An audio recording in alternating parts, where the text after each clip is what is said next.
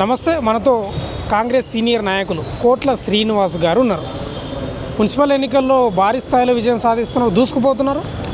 2023లో శాసనసభ ఎన్నికల నుండి జరిగిన ప్రతి ఎన్నిక ఏదైనప్పటికీ కూడా గౌరవ ముఖ్యమంత్రి రేవంత్ రెడ్డి గారి నాయకత్వంలో కాంగ్రెస్ పార్టీ ప్రభుత్వం చేస్తున్న అభివృద్ధి కార్యక్రమాలు చూసి ఈరోజు 116 మున్సిపాలిటీలలో కానీ 7 కార్పొరేషన్లు కానీ కాంగ్రెస్ పార్టీ జెండా ఎగరవేసింది. దీనికి ముఖ్య కారణం గత 26 నెలలుగా గౌరవ ముఖ్యమంత్రి గారు తీసుకొచ్చిన పథకాలను ఈ రాష్ట్రంలో గతంలో ఏదైతే దరిద్ర ప్రభుత్వం ఉండేనో దానికి భిన్నంగా పరిపాలన సాగుతుంది. కాబట్టి ఇవాళ మా యొక్క ప్రభుత్వము, మా రేవంత్ రెడ్డి గారు ముఖ్యమంత్రి గారు, అదేవిధంగా మా మంత్రిమండలి, మా యొక్క శాసనసభ్యులు, మా పార్లమెంట్ సభ్యులు, కార్యకర్తలు, అదేవిధంగా అందరూ కలిసికట్టుగా ఒక సమిష్టి కృషితోటి ఈరోజు ఎలాంటి విభేదాలు లేకుండా ఇలా కాంగ్రెస్ పార్టీ జెండా రెపరెపలాడుతుంది.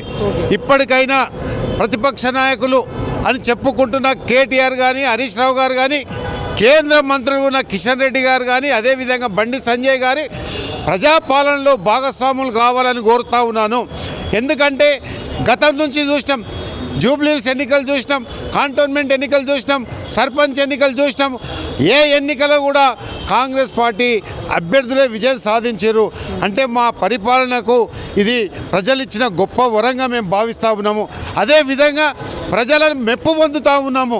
ఈ ఎన్నిక ఏదైనా కానీ ప్రజల మెప్పుతోటి ఈరోజు ప్రజాస్వామ్యబద్ధంగా మేము ఎన్నుకోబడతా ఉన్నాం. కాబట్టి ఇప్పటికైనా ప్రతిపక్ష నాయకులు గౌరవమైన సూచనలు, గౌరవమైన సలహాలు ఇవ్వాలని నేను కోరుతా ఉన్నాను. శ్రీనివాస్ గారు, ఒక ప్రశ్న ఎదురవుతుంది మీకు, భయంకరమైన ప్రశ్న, అది మామూలు ప్రశ్న కాదు. ఇప్పుడు గెలిచినాక బాగానే సంబరాలు చేసుకుంటారు, మంచిగా చేసుకోమని చెప్తారు వాళ్ళు కూడా, బీఆర్ఎస్ వాళ్ళు. ఎలక్షన్లు జరుగుతున్నప్పుడు ఎందుకు రెఫరెండంగా తీసుకోరు? గెలిచినాక అగో చూడు ఇగో చూడు అని మాట్లాడుతున్నారంట మీరు. ఎందుకు మేము ఎప్పుడు కూడా రెఫరెండం అనే అన్నాం. ఎప్పుడు కూడా జూబ్లీ ఎన్నికల్లో రెఫరెండం అన్నాము. రెఫరెండం అనే కేటీఆర్ పారిపోయిండు, కానీ రెఫరెండం చెప్పిన గౌరవ ముఖ్యమంత్రి ఒక టైగర్గా నిలబడ్డాడు.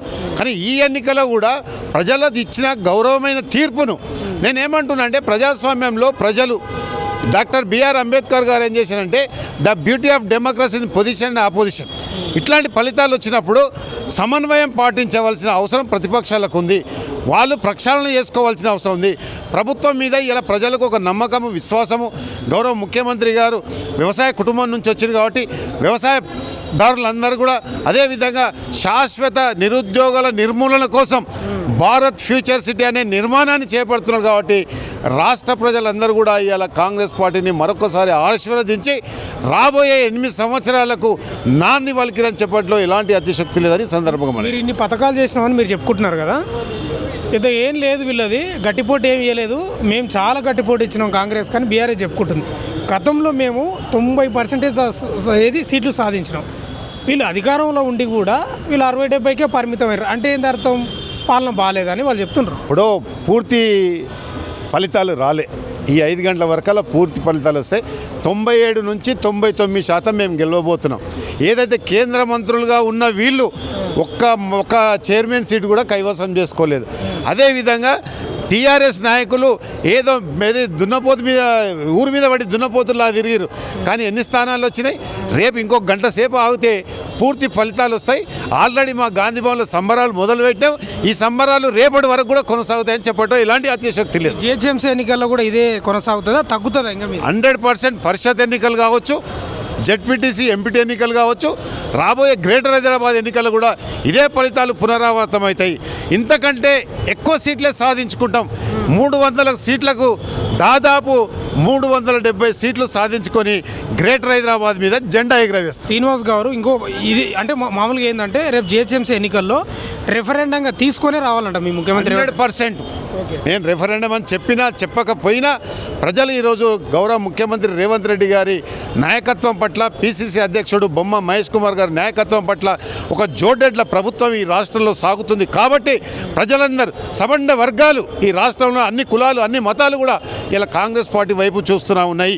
అందుకొరకే ముఖ్యంగా ఈ తెలంగాణ రాష్ట్రంలో 4 కోట్ల మంది ఉంటే దాదాపు 1.5 మహిళలు ఉంటే ఇలా కాంగ్రెస్ పార్టీని ఈరోజు బలపరుస్తూ మా తమ్ముడు ముఖ్యమంత్రిగా ఉన్నాడని ఇలా బతుకమ్మ చీరలు కట్టుకొని స్వాగతం పలుకుతున్నారంటే ఇంతకంటే ఏం కావాలని నేను ప్రతిపక్ష నాయకులను కోరుతా ఉన్నాను. Thank you. ఇది మున్సిపల్ ఎన్నికలకు సంబంధించి కోట్ల శ్రీనివాస్ గారితో డిస్కషన్. చూస్తూనే ఉండండి మన తొలి వెలుగు.